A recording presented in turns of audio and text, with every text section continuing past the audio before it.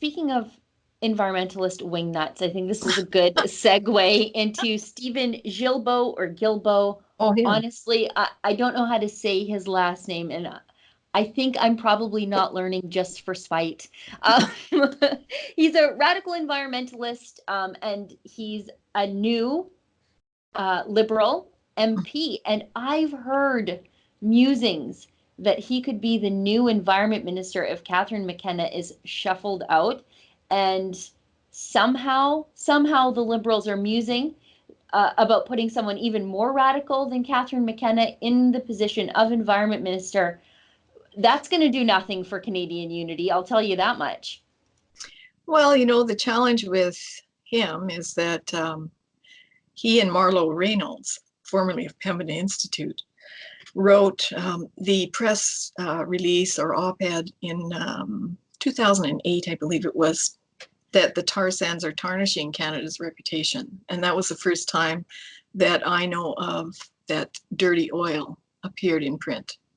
So he was with Greenpeace for a long time, then with Equiterre in Montreal. And although people like to think that the tar sands campaign was only perpetrated against Alberta, it's actually been perpetrated against all of Canada. And it began a long time ago in Quebec. And, about $11 million that I can account for was dumped into Quebec mostly to the Global Climate Change Action Fund, which I read yesterday in an article by Cory Morningstar that the GCCA was formed by Greenpeace and World Wild Fund.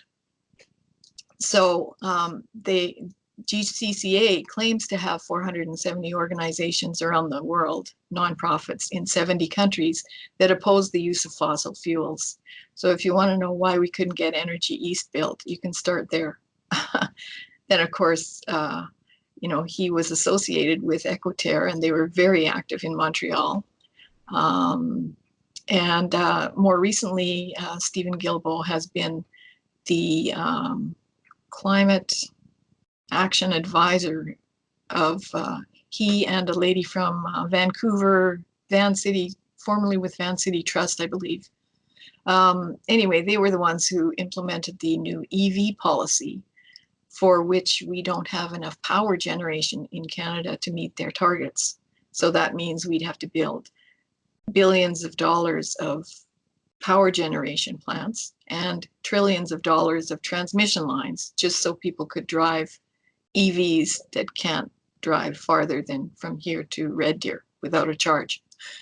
So these are, like I said earlier, they're very expensive people. They're costing us a lot of money, and the benefits are not clear. And there's not enough electrical vehicles in the country for any of this to matter anyway. You and I were talking off air about how, at least in Alberta, you can go on the government registry's website, and they publish the data about the types of cars, types of trucks, types of registration. And, it's a couple of years ago, it was under 500 fully electric vehicles in Alberta. And I guarantee you, most of those were bought by the NDP government. and so, they want to put in this big, huge, massive nationwide electric grid to really prop up this sort of hobby of rich people. That's what I think about when I think about electric cars. That's an excerpt from my weekly show, The Gun Show. It's an interview-based show that I do every Wednesday night, where I talk to conservative journalists, filmmakers, activists, even citizen newsmakers. However, the show is only available to our premium subscribers, but it's easy enough to subscribe. Just go to premium.rebelnews.com.